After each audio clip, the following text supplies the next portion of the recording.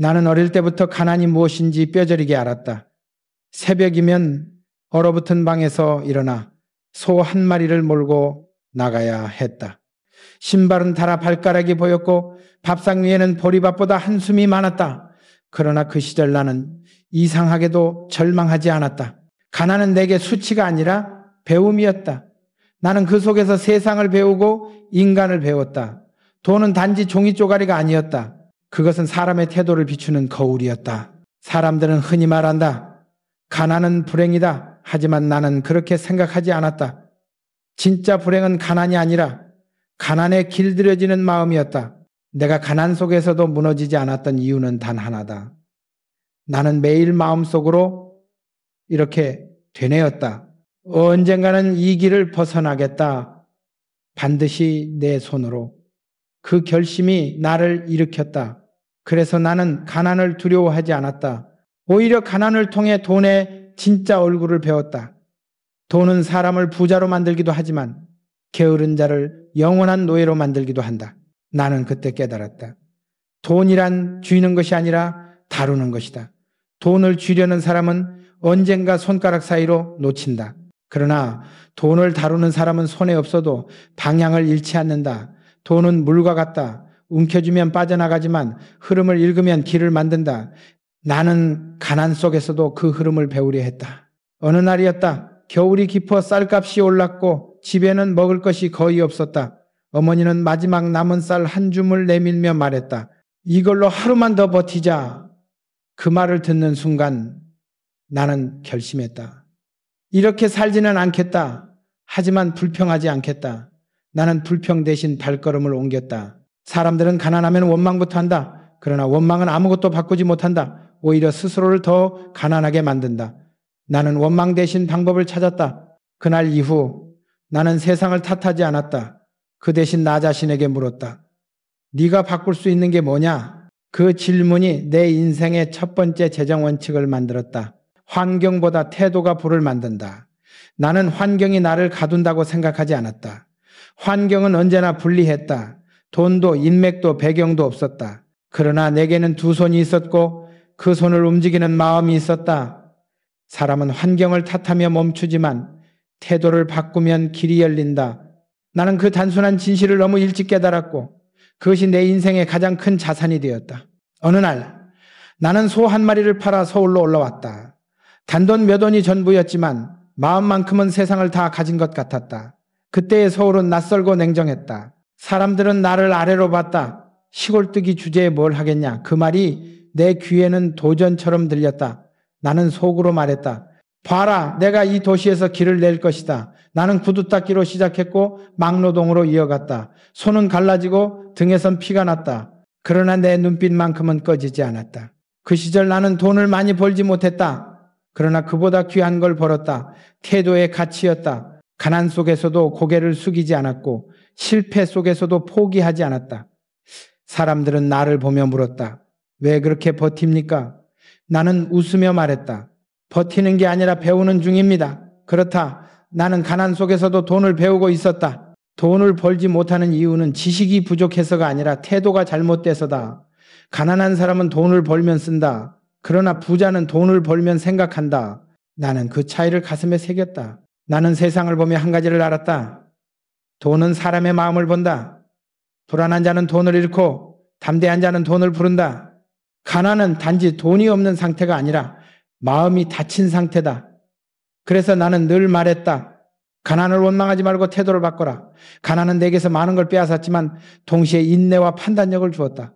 그것이 내 인생의 첫 자본이었다. 나는 나중에 사업을 시작하면서도 그 원칙을 잊지 않았다. 사업이란 결국 돈이 아니라 사람을 다루는 일이다. 그리고 사람을 다루려면 먼저 자신을 다스려야 한다. 태도는 재산이다. 겸손한 태도는 기회를 부르고 오만한 태도는 불을 쫓아낸다. 나는 평생을 통해 그것을 몸으로 배웠다. 어느 날 한 젊은 직원이 나에게 물었다. 회장님, 왜 그렇게 힘든 시절에도 포기하지 않으셨습니까? 나는 대답했다. 나는 이미 가진 게 있었기 때문이다. 그는 의아한 눈빛을 보냈다. 무엇을요? 나는 말했다. 마음의 방향을. 돈이 없어도 방향이 있으면 언젠가 돈은 그 길을 따라온다. 그러나 방향이 없으면 아무리 돈이 많아도 결국 흩어진다. 인생도 재정도 모두 같다. 방향 없는 노력은 사막 위의 발자국과 같다. 흔적만 남고 목적지는 없다. 그래서 나는 늘 내게 말했다. 정주영, 네가 지금 어디로 가고 있느냐? 그 질문이 내 인생을 이끌었다.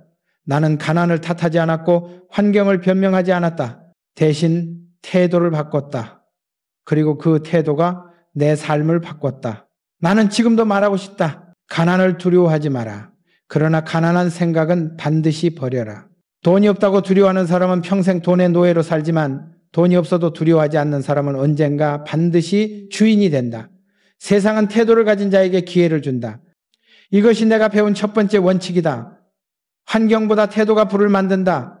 돈이 없어도 마음이 곧다면 언젠가는 돈이 따라온다. 그러나 마음이 흔들리면 아무리 돈이 많아도 지켜내지 못한다. 가난은 내게서 모든 걸 빼앗았지만 단 하나의 진실을 남겼다. 그 진실이 다음 원칙의 시작이었다. 나는 땀의 대가만으로는 불을 만들 수 없다는 냉혹한 현실을 곧 마주하게 된다. 그날 이후 나는 돈의 또 다른 얼굴, 가치의 구조를 배우기 시작했다. 나는 젊은 시절 땀만 흘리면 돈이 생긴다고 믿었다. 그러나 세상은 그렇게 단순하지 않았다. 아무리 열심히 일해도 남는 건 고된 몸뿐이었다. 나는 새벽부터 밤까지 일했지만 손에 쥔 돈은 언제나 모자랐다. 하루가 끝나면 허리보다 먼저 마음이 무너졌다. 그때 깨달았다. 노력만으로는 절대 부자가 될 수 없다. 세상은 땀의 양이 아니라 가치의 흐름으로 움직인다는 것을 어느 날이었다. 나는 공사 현장에서 일하고 있었다. 여름의 태양은 콘크리트를 녹일 듯 뜨거웠고 사람들의 얼굴엔 먼지와 피로가 엉겨붙어 있었다. 그때 한 남자가 검은 양복을 입고 나타났다. 현장의 감독관도 아닌, 손에 망치를 쥔 사람도 아닌 서류 가방 하나를 든 사람이었다. 그는 우리를 바라보다가 감독에게 짧게 말했다. 이번 납품은 내일부터 시작됩니다. 그리고 차에 타고 떠났다. 나는 그때 문득 생각했다. 저 사람은 망치 하나 들지 않았는데 우리보다 몇 배를 벌고 있겠지. 그것이 내게 충격이었다. 그날 밤 나는 잠을 이루지 못했다. 나는 몸으로 일했지만 그는 머리로 일하고 있었다. 다음 날부터 나는 달라졌다. 똑같이 일하되 일의 흐름을 보기 시작했다. 이 일의 주인은 누구인가? 이 돈은 어디로 흐르는가? 그리고 나는 처음으로 가치의 구조를 배웠다. 세상에는 두 종류의 사람이 있었다. 노동하는 사람과 노동을 설계하는 사람. 나는 처음엔 전자였지만 언젠가는 후자가 되리라 마음먹었다. 돈은 단순히 노력의 대가가 아니다. 그것은 구조의 산물이다. 땀 흘리는 사람은 많지만 그 땀을 가치로 바꾸는 사람은 드물다. 나는 이 차이를 이해하기 위해 수없이 관찰했다. 한 현장에서는 한 사람이 하루 종일 일해도 겨우 몇천 원을 벌었다. 그러나 그 현장을 맡은 중간업자는 하루에 아무 일도 하지 않고 수만 원을 벌었다. 나는 분노보다 호기심이 앞섰다. 왜 저 사람은 그렇게 버는가? 그리고 곧 답을 얻었다. 그는 흐름의 길목을 알고 있었다. 세상은 단순한 힘으로 움직이지 않는다. 구조를 아는 사람이 힘을 가진다. 나는 그때부터 일만 하지 않고 일의 방향을 보기 시작했다. 단순히 벽돌을 쌓는 것이 아니라 그 벽돌이 어떤 건물이 되는지를 상상했다. 그것이 바로 생각하는 노동이었다. 나는 일찍부터 사람들과 다른 습관을 가졌다. 일을 마치면 술집으로 가지 않고 시장으로 갔다. 나는 물건을 파는 상인들을 유심히 관찰했다. 그들은 말로 돈을 벌고 신뢰로 고객을 모았다. 땀 한 방울 흘리지 않았지만 계산대 위에는 돈이 쌓여갔다. 나는 그들의 눈빛에서 배웠다. 돈은 근육이 아니라 판단력에 반응한다. 그래서 나는 배웠다. 땀은 시작일 뿐이다. 그러나 생각은 완성이다. 아무리 힘이 세도 구조를 모르면 결국 남의 꿈을 대신 짓는 인부로 남는다.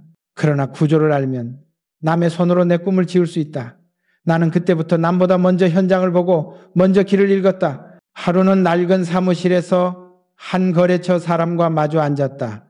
그는 서류를 넘기며 말했다. 이 일은 너무 위험합니다. 수익도 불확실하고요. 나는 조용히 그를 바라보며 말했다. 위험이 없으면 기회도 없습니다. 남이 두려워할 때 움직여야 돈이 옵니다. 그는 한참을 나를 바라보더니 미소를 지었다. 회장님, 그렇게 생각하는 사람은 많지 않습니다. 나는 그 말이 좋았다. 돈은 위험을 피하는 사람에게 가지 않는다. 위험을 계산할 줄 아는 사람에게 간다. 이 경험이 내게 두 번째 원칙을 가르쳐 주었다. 돈은 힘이 아니라 구조를 따른다. 힘으로 버는 돈은 한계가 있지만 구조로 버는 돈은 세대를 이어간다. 나는 이것을 평생 믿었다. 그 후 나는 작은 일을 맡을 때도 전체를 생각했다. 사람들은 내게 물었다. 왜 그렇게 사소한 일에도 설계를 하십니까? 나는 웃으며 말했다. 큰 돈은 작은 일의 구조 속에서 태어납니다. 그들은 이해하지 못했다. 그러나 세월이 흐른 뒤 그 차이는 분명히 드러났다. 남들이 하루벌이를 할 때 나는 구조를 쌓고 있었다. 돈을 버는 사람은 많다. 그러나 돈의 흐름을 읽는 사람은 극소수다. 돈은 단순한 노력의 보상이 아니라 이해의 결과다. 나는 노동자에서 사업가에서 창업가로 성장하며 그 사실을 몸으로 배웠다. 한 번은 이런 일이 있었다. 어느 거래에서 큰 손해를 봤다. 물가가 급등했고 원자재 비용이 치솟았다. 모두가 손을 놓았지만 나는 구조를 바꿨다. 납품 단가를 올리는 대신 공급망을 새로 짰다. 원자재 대신 남는 폐자재를 재활용하는 방법을 찾아냈다. 사람들은 나를 미쳤다고 했다. 그러나 몇 달 뒤 나는 이익을 냈다. 구조를 바꾸면 손해도 기회가 된다. 나는 이때 더욱 확신했다. 돈의 구조를 모르면은 돈은 언젠가 당신의 손을 떠난다. 그러나 구조를 이해하면은 세상이 변해도 당신은 버틴다. 구조는 눈에 보이지 않지만 모든 돈의 근본이다. 사람들은 종종 내게 물었다. 회장님, 어떻게 그 많은 일을 다 해내셨습니까? 나는 대답했다. 내가 한 게 아닙니다. 구조가 한 겁니다. 세상은 개인의 힘보다 구조의 힘이 더 강하다. 구조를 만든 사람은 없어도 돈이 돌아가고 구조를 모르는 사람은 자신이 사라지면 돈도 사라진다. 나는 그것을 누구보다 많이 봤다. 그래서 나는 늘 젊은이들에게 말했다. 열심히 일하는 건 좋다. 그러나 구조를 봐라. 그 안에 답이 있다. 열심히만 하면은 평생 일꾼으로 산다. 하지만 구조를 이해하면은 언젠가 일을 맡기는 자가 된다. 그것이 내가 걸어온 길이었다. 이것이 나의 두 번째 원칙이다. 돈은 힘이 아니라 구조를 따른다. 당신의 땀은 한계가 있지만 구조의 힘은 끝이 없다. 돈은 근육보다 두뇌를, 노동보다 통찰을 따른다. 나는 그 단순한 진리를 깨닫고 인생이 달라졌다. 그러나 구조를 세운다고 해서 모든 것이 순탄했던 것은 아니다. 세상은 언제나 약속으로 얽혀 있었고 그 약속 하나가 무너지면 모든 구조가 함께 흔들렸다. 그때 나는 돈보다 더 무거운 것을 배웠다. 바로 신용이었다. 그리고 그것이 내 세 번째 원칙의 시작이었다. 돈은 믿음을 먹고 자란다. 나는 수많은 사업을 하면서 단 한 가지 진실을 깨달았다. 돈은 종이로 흐르지만 신용은 피처럼 돈다. 피가 멈추면 생명이 끝나듯 신용이 끊기면 사업도 끝난다. 돈은 사람의 손에서 나오지만 신용은 사람의 마음에서 나온다. 나는 평생 그 사실을 잊지 않았다. 돈보다 더 무겁고 숫자보다 더 값진 자산, 그것이 바로 신용이었다. 한 번은 은행에서 대출을 받으러 간 적이 있다. 작은 건설 회사를 막 시작했을 때였다. 담보도 보증도 없었다. 은행원은 서류를 훑어보더니 냉정하게 말했다. 이 정도 자산으로는 어렵습니다. 나는 그를 똑바로 바라봤다. 대신 제 말을 담보로 삼아 주십시오. 그는 웃으며 말했다. 말로 대출을 받는 사람은 없습니다. 나는 조용히 대답했다. 말로 약속을 어기는 사람은 많지만 나는 약속을 지킵니다. 그날 은행장은 나를 불러 몇 가지 질문을 더 했다.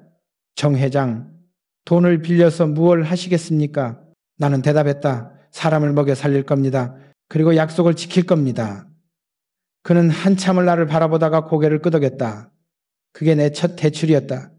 그리고 나는 약속대로 단 하루도 늦지 않게 갚았다. 그때 나는 배웠다. 신용은 돈을 빌리는 힘이 아니라 신뢰를 만드는 능력이다. 신용을 가진 사람은 돈이 없어도 길이 열린다. 그러나 신용을 잃은 사람은 돈이 있어도 문이 닫힌다. 나는 평생 그 원칙을 붙잡았다. 세상은 숫자보다 약속으로 돌아간다. 계약서의 잉크보다 말의 무게가 더 중요할 때가 있다. 나는 사업을 하면서 수없이 계약을 맺었다. 그러나 진짜 계약은 종이 위가 아니라 사람의 눈빛 속에서 맺어진다고 믿었다. 나는 상대의 손을 잡을 때마다 이렇게 말했다. 손을 잡았으면 그건 끝입니다. 이제 우리 둘 다 물러설 수 없습니다. 그 단호한 약속이 내 신용을 만들었다. 신용은 눈에 보이지 않는다. 그러나 그것이 모든 관계의 기둥이다. 신용이 서면 돈은 따라오고 신용이 무너지면 아무리 큰 사업도 하루아침에 무너진다. 나는 수많은 기업의 흥망을 보았다. 자금난보다 더 무서운 것은 신뢰난이었다. 신용을 잃으면 사람은 떠나고 거래는 끊긴다. 그때부터는 아무리 돈을 쏟아도 다시 세울 수 없다. 나는 이 진실을 뼈로 배운 적이 있다. 어느 해 대규모 프로젝트를 진행하던 중이었다. 예상치 못한 폭우로 공사가 중단되고 자재값이 치솟았다. 은행 대출 상환일은 다가오는데 자금은 바닥났다. 주변에서는 포기하라고 했다. 이건 손해입니다. 계약 파기합시다. 하지만 나는 말했다. 계약은 신뢰입니다. 약속을 어기면 이번 손해보다 더 큰 걸 잃게 됩니다. 결국 나는 남은 돈으로 인건비부터 지급했다. 그리고 직접 은행에 찾아가 상황을 설명했다. 나는 머리를 숙이며 말했다. 조금만 시간을 주십시오. 이 약속은 반드시 지키겠습니다. 며칠 후 은행에서 연락이 왔다.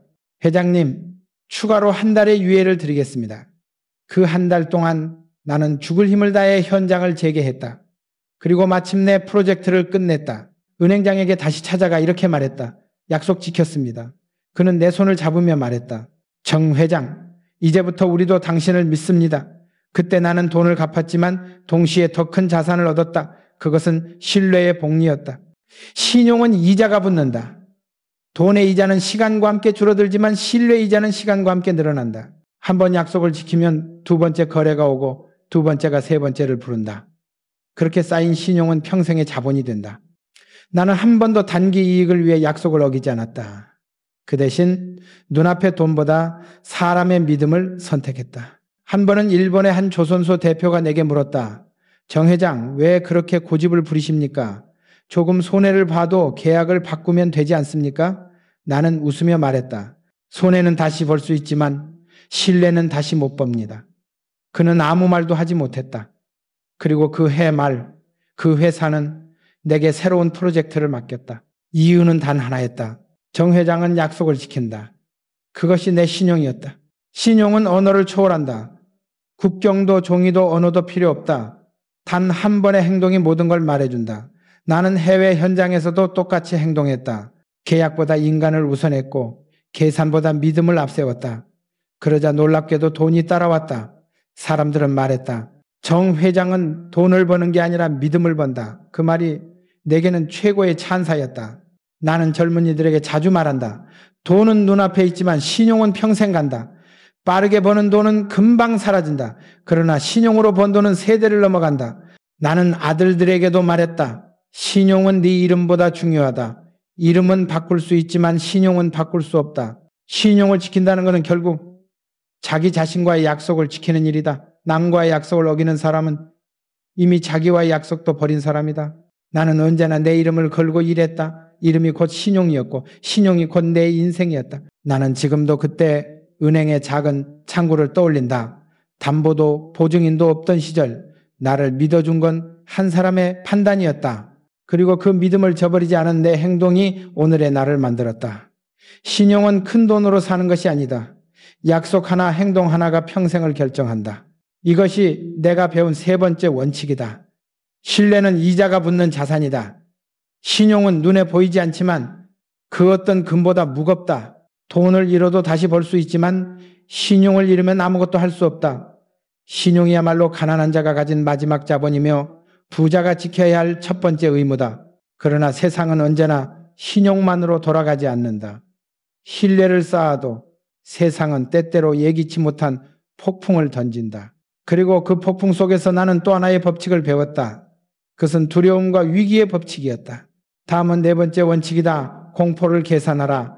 위기는 돈의 진짜 얼굴이다. 나는 평생 위기와 함께 살았다. 위기는 언제나 예고 없이 찾아왔고 한순간에 모든 것을 뒤흔들었다. 그러나 나는 그때마다 이렇게 생각했다. 위기는 나를 시험하러 온 선생이다. 세상은 평온할 때 사람을 키우지 않는다. 진짜 실력은 위기 속에서 드러난다. 나는 수없이 쓰러졌지만 한 번도 무너진 적은 없다. 왜냐하면 나는 두려움을 계산할 줄 알았기 때문이다. 1970년대 초 중동 진출 이야기가 나왔을 때였다. 모두가 고개를 저었다. 사막에 조선소를 짓겠다고요? 그건 미친 짓입니다. 나는 웃으며 대답했다. 미친 짓이라도 해봐야 하지 않겠습니까? 그 말 한마디에 수많은 사람들의 시선이 쏠렸다. 그때 내 마음속엔 두려움이 없었던 게 아니다. 오히려 두려움이 가득했다. 그러나 나는 두려움을 도망치지 않았다. 대신 계산했다. 이 위험의 끝에는 무엇이 있을까? 그 계산이 내 인생을 바꿨다. 두려움은 누구에게나 있다. 하지만 부자는 그 두려움을 정보로 바꾼다. 가난한 사람은 두려움에 갇히고 부자는 두려움을 분석한다. 나는 항상 종이에 숫자를 써가며 위험을 쪼갰다. 손실의 범위, 이익의 가능성, 시간의 여유. 그리고 마지막에 이렇게 물었다. 이게 실패하면 나는 무엇을 배우는가? 이 질문에 답이 있으면 나는 행동했다. 두려움을 계산할 수 있을 때 그것은 더 이상 공포가 아니라 전략이 된다. 중동의 사막은 말 그대로 지옥이었다. 햇빛은 칼처럼 내리꽂혔고 바람은 모래를 던지며 얼굴을 베었다. 현장에서는 물이 부족했고 장비는 자주 고장났다. 나는 매일 새벽 현장에 나가 직원들과 함께 모래 위를 걸었다. 그들은 불평했다. 회장님, 이건 불가능합니다. 너무 위험합니다. 나는 그들을 바라보며 말했다. 위험하지 않으면 아무도 하지 않았을 거야. 바로 그게 우리가 해야 하는 이유야. 그 말에 그들의 눈빛이 바뀌었다. 위험은 언제나 사람의 심장을 두드린다. 그러나 그 문을 열지 않으면 기회는 들어오지 않는다. 나는 수많은 위기 속에서 그 문을 열었다. 한 번은 갑작스런 유가 폭등으로 공사비가 2배로 치솟았다. 모든 계산이 틀어졌다. 관계자들은 하나같이 말했다. 이제 끝입니다. 그러나 나는 다시 계산했다. 이 상황에서 줄일 수 있는 건 무엇인가? 바꿀 수 있는 건 무엇인가? 나는 잠을 줄이고 경로를 바꾸고 직접 자재를 찾아다녔다. 그때 나는 돈보다 더 큰 자산을 얻었다. 바로 위기를 통제하는 능력이었다. 나는 젊은이들에게 자주 말했다. 두려움을 이기려 하지 말고 계산하라. 인간은 두려움을 없앨 수 없다. 그러나 두려움을 관리할 수는 있다. 공포는 방향이 없는 감정이고 계산은 방향이 있는 두려움이다. 방향을 아는 자는 끝까지 살아남는다. 나는 그 단순한 법칙으로 위기를 넘겼다. 어느 날 한 투자자가 내게 물었다. 회장님은 어떻게 그렇게 과감하게 결정을 내리십니까? 나는 말했다. 나는 두려움을 느끼지만 그 두려움을 수치로 바꿉니다. 계산이 끝나면은 행동이 시작됩니다. 그는 고개를 끄덕이며 말했다. 그게 바로 리더십이군요. 나는 대답했다. 아니요. 그건 생존입니다. 위기는 늘 인간의 본성을 드러낸다. 어떤 이는 도망가고 어떤 이는 버티고 어떤 이는 뚫고 나간다. 나는 그 셋 중 마지막이 되기로 했다. 위기를 피해가면 편안할 수 있다. 그러나 그 편안함은 잠시뿐이다. 나는 평생 위기를 피해 다니지 않았다. 오히려 먼저 찾아갔다. 왜냐하면 나는 알고 있었다. 위기 속에는 늘 기회가 숨어 있다는 것.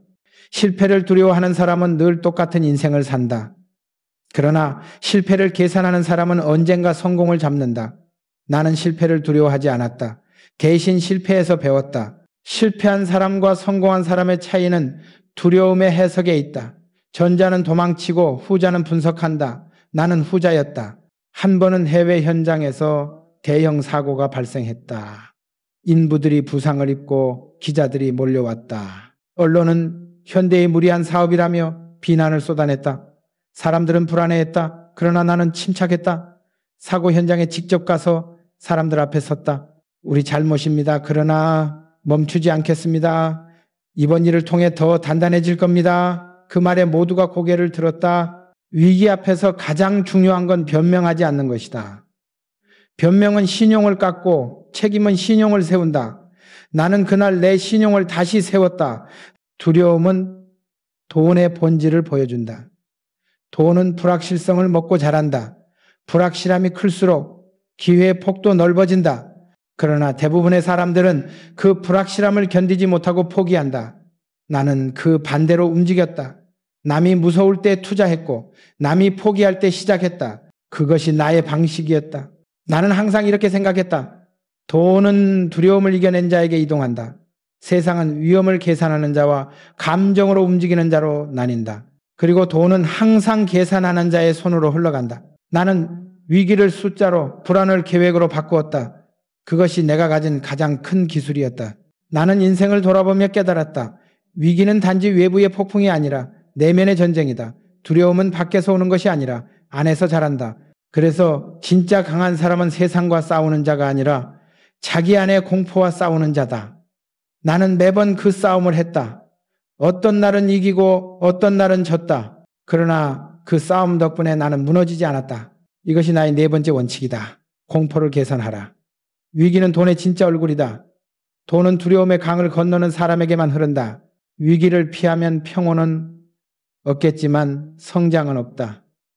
두려움을 계산하면 불확실성은 기회로 바뀌고 위기는 성장의 씨앗이 된다. 나는 위기를 통해 배웠다. 돈은 단지 안전한 길에서 태어나지 않는다. 위험 속에서, 결단 속에서, 그리고 책임 속에서 자란다. 그러나 두려움을 넘은 뒤에도 나는 또 하나의 법칙을 발견했다. 그것은 돈의 흐름에 관한 것이었다. 다음은 다섯 번째 원칙이다. 돈은 쌓는 것이 아니라 움직이는 것이다. 나는 평생 돈을 벌었지만 단 한 번도 돈을 쌓지 않았다. 사람들은 나를 보고 이렇게 말했다. 회장님은 참 부자시네요. 그럴 때마다 나는 웃으며 대답했다. 아니요, 나는 돈을 돌리는 사람입니다. 세상엔 두 종류의 부자가 있다. 돈을 쌓는 사람과 돈을 돌리는 사람. 전자는 겉보기엔 풍요로워도 안으로는 막혀 있다. 후자는 끊임없이 움직이지만 그 움직임 속에서 새로운 생명을 만든다. 나는 후자였다. 나는 평생 이렇게 믿었다. 돈은 움직일 때 살아난다. 나는 어린 시절 시냇가에서 물고기를 잡으며 한 가지를 배웠다. 고인물에는 생명이 없다. 흐르는 물만이 냄새가 나지 않는다. 돈도 똑같았다. 쌓이면 썩고 돌면 산다. 나는 돈을 모으기보다 흐르게 하는 법을 배웠다. 돈이란 나를 위해 흘러야지 나를 가두는 벽이 되어서는 안 된다. 돈을 가두면 마음도 함께 갇힌다. 1970년대 후반 나는 조선소를 짓고 자동차 사업을 시작했다. 사람들은 입을 모아 말했다. 그렇게 큰 돈을 또 투자하십니까? 모으실 때도 됐잖아요. 나는 단호히 말했다. 돈은 모으는 게 아니라 움직이는 거요. 그들은 이해하지 못했다. 그러나 나는 알았다. 돈은 정체되면 위험해진다. 시장은 살아있는 생물이다. 숨을 쉬고 움직인다. 흐름을 멈추면 그건 곧 죽음이다. 나는 사업을 하면서 늘 돈의 방향을 생각했다. 어디로 보내야 살아나고 어디서 막히면 죽는가. 현장의 인건비, 연구의 투자비, 신제품 개발, 그리고 사회 환원까지 모든 돈에는 방향이 있었다. 그 방향이 올바를 때 돈은 반드시 돌아왔다. 그러나 욕심이 방향을 바꾸면 돈은 나를 떠났다. 한 번은 이런 일이 있었다. 한 협력업체가 자금난에 시달리고 있었다. 나는 주위의 반대를 무릅쓰고 선지급을 결정했다. 임원들이 걱정했다. 회장님, 손해가 날 수도 있습니다. 나는 말했다. 그 손해가 나중에 어떤 이익으로 돌아올지 모른다. 몇 달 후 그 회사는 위기를 넘기고 나를 찾아왔다. 회장님 덕분에 살았습니다. 그리고 몇 년 뒤 그 회사는 현대의 핵심 협력업체가 되었다. 돈은 나갔지만 신뢰와 관계란 더 큰 자산이 돌아왔다. 그것이 내가 말하는 흐름의 복리였다. 나는 젊은이들에게 자주 말했다. 돈은 흐름이다. 그 흐름을 설계하라. 돈을 쌓아두면 불안해지고 흘려보내면 자유로워진다. 부자는 돈을 지배하고 가난한 사람은 돈에 지배당한다. 차이는 단순하다. 돈을 소유물로 보는가, 순환물로 보는가. 나는 돈을 물처럼 보았다. 물은 흘러야 생명을 키운다. 돈도 흘러야 세상을 살린다. 나는 가끔 이런 질문을 받았다. 회장님, 그렇게 많이 벌고도 왜 계속 투자하십니까? 나는 대답했다. 멈추면 죽습니다. 돌려야 삽니다. 돈을 돌린다는 것은 단순히 소비가 아니다. 그것은 가치의 재투자다. 내가 벌어들인 돈은 다시 일하게 만들었다. 기술을 개발해 쓰고 사람을 키우고 나라의 산업을 세웠다. 나는 그 흐름 속에서 더 큰 부를 얻었다. 돈을 써야 한다면 미래로 써야 한다. 나는 늘 흐름의 방향을 점검했다. 돈이 어디서 와서 어디로 가는가?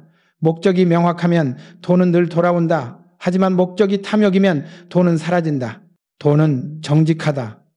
사람의 마음을 그대로 따라간다. 나는 그 단순한 진리를 지키며 살았다. 어느 날 한 임원이 말했다. 회장님, 이번 사업은 너무 큰 모험입니다. 나는 웃으며 말했다. 돈은 흐름이야. 막으면 썩고 돌리면 번성하지. 그 말은 내 철학이었다. 나는 사업을 할 때마다 위험을 계산했지만 돈을 멈추게 하지는 않았다. 흐름을 멈추는 건 안전해 보이지만 결국 기회를 죽이는 길이다. 나는 또한 나눔에서도 같은 원칙을 지켰다. 돈은 쌓아두면 무겁지만 나누면 가벼워진다. 어느 해 큰 홍수가 났을 때 나는 망설이지 않고 구호금과 자재를 보냈다. 그때 한 직원이 말했다. 이렇게 많이 내면 부담되지 않습니까? 나는 대답했다. 돈은 쌓아둘 때보다 쓸 때 의미가 있다. 흘려보내야 다시 돌아온다. 그리고 실제로 그 후 몇 달 우리 회사에는 더 많은 기회가 찾아왔다. 그것은 우연이 아니었다. 세상은 돌려주는 자에게 다시 돌려준다. 나는 이런 말을 자주 했다. 돈은 호흡과 같다. 들어오면 내보내야 한다. 숨을 멈추면 생명이 끊기듯 돈의 흐름이 막히면 인생의 기운도 막힌다. 돈을 돌리는 사람은 항상 살아있고 쌓아두는 사람은 언젠가 질식한다. 나는 이 원칙을 나라의 산업에도 적용했다. 자동차를 만들고 조선을 세우고 건설을 확장하며 모든 산업을 연결했다. 산업 간의 흐름을 만들자 돈도 자연스럽게 돌기 시작했다. 한 분야의 이익이 다른 분야의 씨앗이 되고 그 씨앗이 다시 열매를 맺었다. 그것이 바로 순환의 철학이었다. 사람들은 부자가 되는 법을 묻는다. 나는 이렇게 답한다. 돈을 모으지 말고 흘려보내라. 단 어디로 흘릴지는 직접 정하라. 흐름에는 반드시 주인이 있어야 한다. 방향 없는 흐름은 낭비고 목적 있는 흐름은 창조다. 나는 돈의 흐름을 통해 세상을 바꾸고 사람을 살렸다. 이것이 나의 5번째 원칙이다. 돈은 쌓는 것이 아니라 움직이는 것이다. 돈은 흐를 때 생명을 얻고 움직일 때 의미를 갖는다.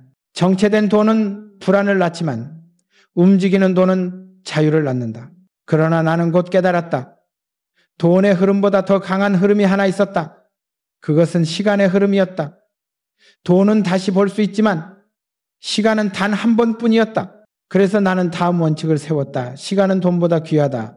이제 나는 그 6번째 법칙을 말하려 한다. 시간의 복리, 그것이 부의 진짜 비밀이다. 나는 평생 새벽 4시에 일어났다. 사람들은 나를 보고 말했다. 회장님은 잠이 없으신가 봅니다. 나는 고개를 저었다. 나는 잠을 줄이는 게 아니라 시간을 늘리는 거요.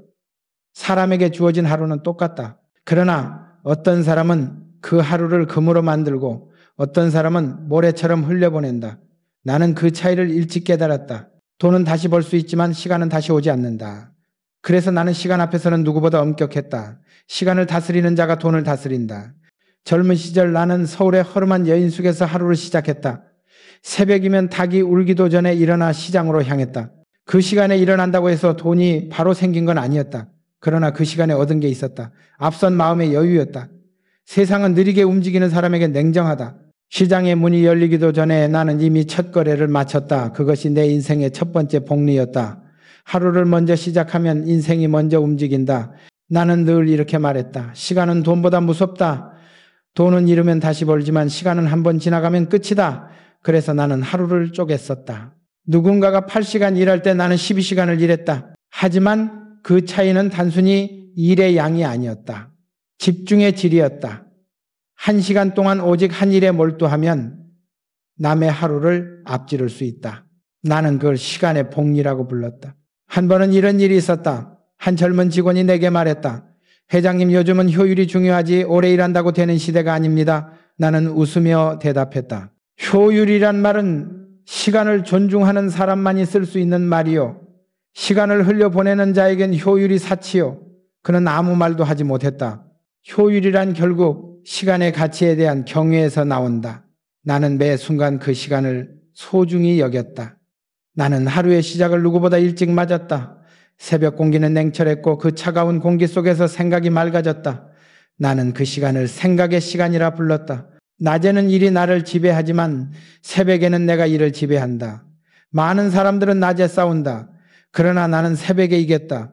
하루의 방향은 아침이 정한다. 새벽을 다스린 자는 하루를 다스리고 하루를 다스린 자는 인생을 다스린다.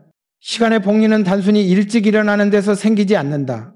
어디에 쓰느냐에서 생긴다. 나는 시간을 쪼개어 투자했다.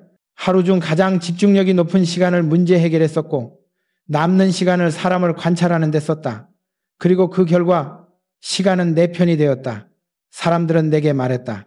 회장님은 늘 운이 좋으시네요. 나는 웃으며 속으로 생각했다. 운이 아니라 시간의 투자 수익이요. 나는 늘 시간의 이자를 계산했다. 오늘 일 시간을 낭비하면 내일 10시간이 늦어진다. 오늘 일 시간을 투자하면 내일 10시간이 절약된다.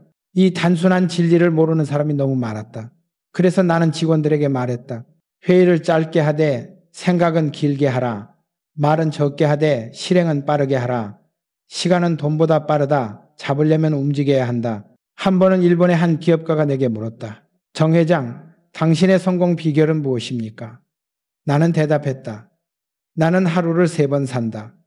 그는 고개를 갸웃했다. 무슨 뜻입니까? 나는 설명했다.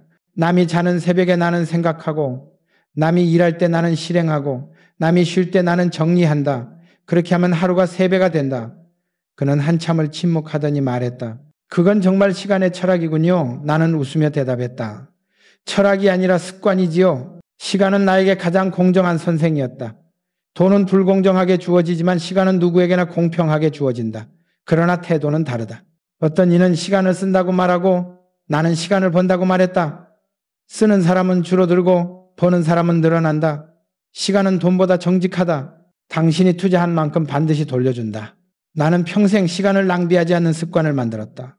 이동 중에도 서류를 읽고 식사 중에도 다음 일정을 구상했다. 누군가는 말했다. 회장님, 그렇게 바쁘게 살면 지치지 않으세요? 나는 대답했다. 나는 시간을 쫓는 게 아니라 시간을 앞서가고 있어. 지치는 것은 쫓길 때 일어난다. 시간을 앞서면 피로가 아니라 활력이 온다. 시간의 복리란 결국 인생의 차이를 만든다. 하루에 1%씩만 성장해도 1년이면 37배가 된다. 그러나 하루에 1%씩 게을러지면 1년 뒤엔 아무것도 남지 않는다. 나는 그 복리의 무서움을 알고 있었다. 그래서 매일 1%의 차이를 만들었다. 나는 사업뿐 아니라 인생에서도 시간의 복리를 믿었다. 사람을 대할 때도 그랬다. 한 번의 진심이 다음 기회를 낳고 그 기회가 또 다른 인연을 만든다. 그것이 관계의 복리였다. 시간은 단지 시계의 숫자가 아니다. 그것은 신뢰와 성장의 누적이다. 나는 지금도 젊은이들에게 말한다. 시간을 모으지 말고 쓰되 현명하게 써라. 돈은 잃으면 다시 벌 수 있지만 시간은 잃으면 끝이다. 하루의 시작을 설계하라. 아침을 어떻게 쓰느냐가 일생을 결정한다. 남보다 1시간 먼저 일어나면 남보다 10년 앞서간다. 그것이 시간의 법칙이다. 나는 80세가 넘어서도 새벽에 일어났다. 그 시간만큼은 아무에게도 빼앗기지 않았다. 세상이 변해도 시간의 원칙만은 변하지 않는다. 나는 그 원칙을 끝까지 지켰다. 이것이 나의 6번째 원칙이다. 시간은 돈보다 귀하다. 시간은 이익을 낳는 자산이자 인생의 통하다. 돈의 복리는 숫자로 계산되지만 시간의 복리는 삶으로 느껴진다. 그러나 시간의 복리를 안다고 해서 인생이 쉬워지는 것은 아니다. 사람은 나이를 먹으며 점점 멈추고 싶어진다. 그러나 그 멈춤이야말로 인생의 가장 큰 손실이었다. 나는 다음 원칙에서 그것을 말하고자 한다. 멈추지 않는 자만이 불을 얻는다. 나는 평생을 달렸다. 쉬면 죽는다는 각오로, 멈추면 끝이라는 신념으로 많은 이들이 나에게 물었다. 회장님, 언제까지 그렇게 달리실 겁니까? 나는 웃으며 대답했다. 숨이 붙어있는 한 나는 달릴 겁니다. 사람은 멈출 때 늙는다. 나는 나이를 두려워하지 않았다. 두려웠던 것은 정지였다.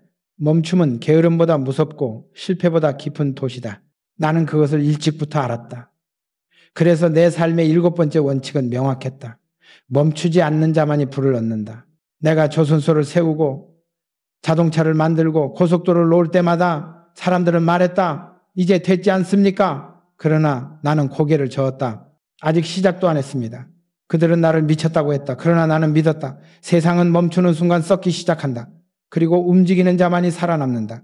내가 처음 회사를 세울 때 직원은 몇 명 되지 않았다. 모두 불안해했다. 이 일로 밥이나 먹을 수 있을까요? 나는 말했다. 밥은 걱정하지 마라. 멈추지만 않으면 된다. 그때부터 우리는 한 걸음씩 나아갔다. 돈이 없어도 움직였고 길이 없어도 걸었다. 그러자 신기하게도 길이 생겼다. 세상은 움직이는 자를 위해 길을 연다. 나는 젊은 시절부터 스스로를 몰아붙였다. 매일 새로운 목표를 세우고 끝내면 다시 다음 목표를 만들었다. 만족은 잠시의 안식이지만 그 안식이 길어지면 퇴보가 된다.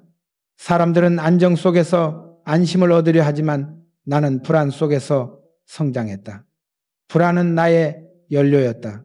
정지의 편안함보다 움직임의 불안을 택하라.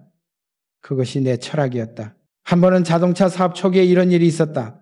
첫 모델이 출시되었지만 시장의 반응은 싸늘했다. 언론은 혹평을 쏟아냈다. 조선소 하던 사람이 자동차라니. 망상이다. 직원들은 의기소침해졌다. 나는 그날 밤 모두를 모아놓고 말했다. 이 실패가 끝이라고 생각하나? 이건 시작이야. 멈추는 순간 진짜 실패가 온다. 그날 이후 우리는 다시 설계하고 다시 조립하고 다시 시험했다. 그리고 마침내 두 번째 모델이 성공했다. 나는 그날 확신했다. 세상은 실패한 자를 벌하지 않는다. 멈춘 자를 잊을 뿐이다. 나는 늘 이렇게 말했다. 하루라도 쉬면 그만큼 늙는다. 그러나 하루라도 배우면 그만큼 젊어진다. 배움이란 단지 책에서 얻는 것이 아니었다. 나는 사람을 만나 배우고 현장에서 배우고 실패 속에서 배웠다. 멈추지 않는다는 건 단지 몸을 움직이는 것이 아니라 생각을 멈추지 않는 것이다. 생각이 늙으면 몸은 따라 늙는다. 나는 평생을 배우며 살았다. 나이가 들수록 주변은 조용해진다. 동료는 떠나고 경쟁자는 사라진다. 그러나 나는 혼자서도 걸었다. 새벽에 회의실 불을 켜고 도면을 펼쳤다. 젊은 엔지니어가 말했다. 회장님 그만하셔도 됩니다. 이미 다 이루셨잖아요. 나는 고개를 저었다. 이루었다고 멈추면 그때부터 무너지는 거다. 그가 고개를 숙였다. 나는 그때 느꼈다.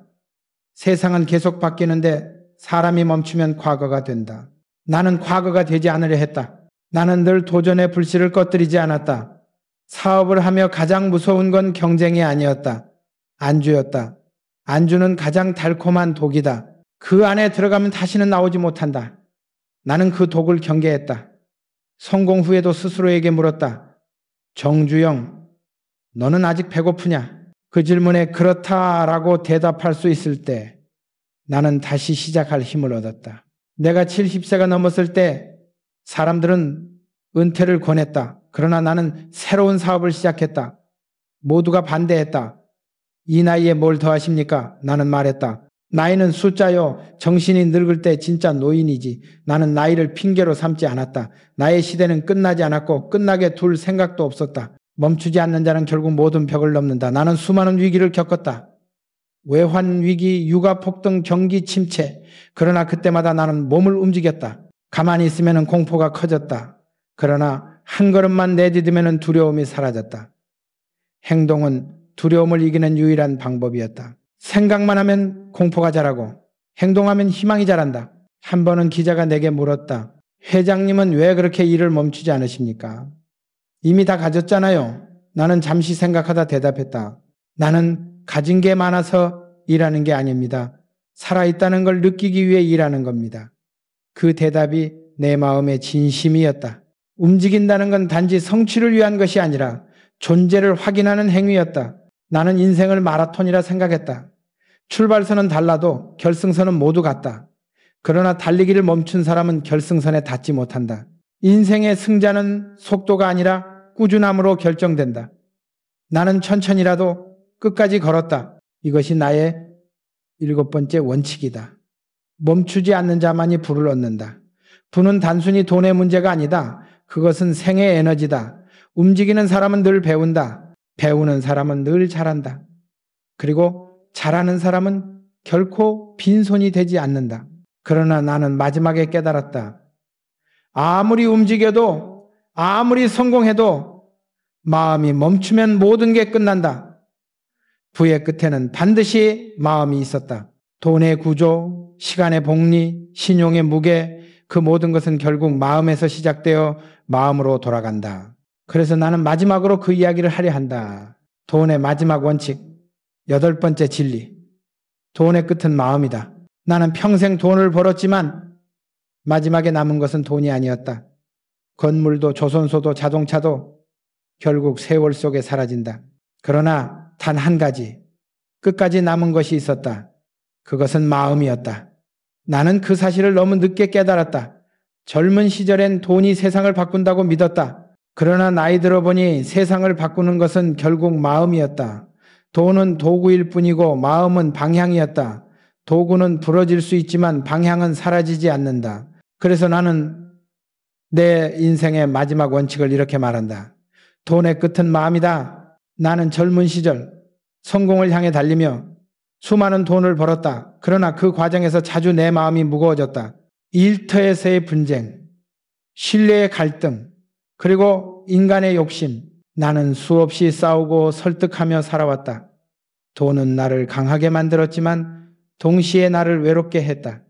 그러던 어느 날 문득 이런 생각이 들었다. 내가 정말 부자인가? 돈은 많았지만 마음은 늘 허전했다. 그때 깨달았다. 마음이 가난하면 아무리 돈이 많아도 빈손이다. 나는 그날 이후 마음에 불을 쌓기 시작했다. 돈을 모으는 대신 사람을 모았고 사람을 다루는 대신 마음을 나누었다. 그것이 진짜 부자의 길이었다. 돈은 숫자로 쌓이지만 마음은 인연으로 자란다. 인연이 있는 곳에는 따뜻함이 흐르고 따뜻함이 있는 곳에는 다시 기회가 온다. 나는 수많은 인생을 보며 확신했다. 돈은 계산으로 움직이지만 인생은 마음으로 돌아간다. 나는 한 번은 이런 경험을 했다. 어느 날 오랜 거래처 사장이 병으로 쓰러졌다는 소식을 들었다. 모두들 그 회사를 떠났다. 손익계산서로 보면 당연한 일이었다. 그러나 나는 달랐다. 나는 직접 병원으로 찾아가 그의 손을 잡았다. 그는 눈을 뜨며 말했다. 회장님 왜 오셨습니까? 이젠 도움이 안 될 텐데요. 나는 대답했다. 도움이 되지 않아도 마음은 갈 수 있어. 그 말에 그의 눈에 눈물이 맺혔다. 몇 달 후 그는 회복했고 다시 사업을 시작했다. 그리고 첫 계약을 내게 맡겼다. 나는 그때 확신했다. 돈보다 마음으로 맺은 인연은 절대 잃지 않는다. 사람들은 성공의 비밀을 묻는다. 나는 이렇게 말한다. 돈을 쫓지 마라. 사람을 쫓아라. 그리고 사람보다 마음을 쫓아라. 마음은 돈보다 빠르다. 돈은 사람을 따르지만 마음은 세상을 움직인다. 나는 그걸 너무나 많은 현장에서 보았다. 거래는 종이 위에서 끝나지만 관계는 마음속에서 계속된다. 나는 나이가 들수록 점점 더 단순해졌다. 예전에는 이익을 계산하던 눈이 이제는 사람의 표정을 보았다. 웃음 있는 현장은 반드시 성장했고 불평이 가득한 곳은 결국 무너졌다. 돈은 웃음을 따라간다. 그리고 웃음은 마음에서 온다. 그러니 마음이 막히면 돈도 막힌다. 마음이 열리면 돈도 흐른다. 나는 사업뿐 아니라 가정에서도 같은 원칙을 지켰다. 나는 아들들에게 말했다. 돈은 물려줄 수 있어도 마음은 가르쳐야 한다. 재산은 나눠주면 줄지만 마음은 나눌수록 커진다. 마음이 크면 실패도 감당할 수 있고 고난도 견딜 수 있다. 나는 평생 수많은 위기를 겪었지만 마음이 흔들리지 않았기에 버틸 수 있었다. 어느 날 나를 존경한다는 한 청년이 찾아왔다. 그는 물었다. 회장님, 돈을 버는데 가장 중요한 게 뭡니까? 나는 잠시 생각하다 대답했다. 마음을 잃지 않는 거요. 그는 고개를 갸웃했다. 마음이요? 그게 돈하고 무슨 관계가 있습니까? 나는 조용히 말했다. 마음이 무너지면 판단이 흐리고 판단이 흐리면 선택이 틀리고 선택이 틀리면 돈이 떠난다. 돈은 마음의 그림자요. 그 청년은 아무 말도 하지 못했다. 나는 인생의 끝자락에서 다시 깨달았다. 돈은 결국 마음의 표현이었다. 진심으로 일하면 돈이 오고 거짓으로 일하면 돈이 떠난다. 신뢰를 지키면 돈은 머물고 욕심을 앞세우면 돈은 흩어진다. 사람들은 돈을 다스리려 하지만 나는 마음을 다스리려 했다. 그 결과 돈은 자연히 따라왔다. 나는 사업을 할 때마다 스스로에게 물었다. 이 일이 사람에게 이로운가? 그 답이 그렇다면 나는 망설이지 않았다. 이익이 줄더라도 옳은 길을 택했다. 그리고 시간이 지나면 늘 그 선택이 옳았다는 걸 증명했다. 돈은 빠르게 벌 수 있지만 마음의 부는 천천히 자란다. 그러나 그 부는 결코 사라지지 않는다. 나는 죽음을 앞둔다는 말을 들었을 때도 담담했다. 세상이 내 이름을 잊어도 괜찮았다. 다만 내가 세상에 남긴 마음이 누군가의 삶을 조금이라도 바꾼다면 그것으로 충분했다. 부는 은행에 쌓이는 게 아니라 사람의 기억 속에 쌓인다. 누군가 내 이름을 떠올리며 그 사람 참 따뜻했지라고 말한다면 그것이 내게는 가장 큰 부였다. 나는 생애 마지막까지 이렇게 말했다. 돈은 흘러가고 건물은 무너지고 이름은 사라진다. 그러나 마음은 남는다. 그것이 인생의 진짜 결산이었다. 마음으로 일한 시간은 사라지지 않았다. 그 시간은 누군가의 희망이 되었고 누군가의 용기가 되었다. 그게 바로 내가 남긴 유산이었다. 사람들은 성공을 숫자로 세지만 나는 성공을 마음으로 셌다.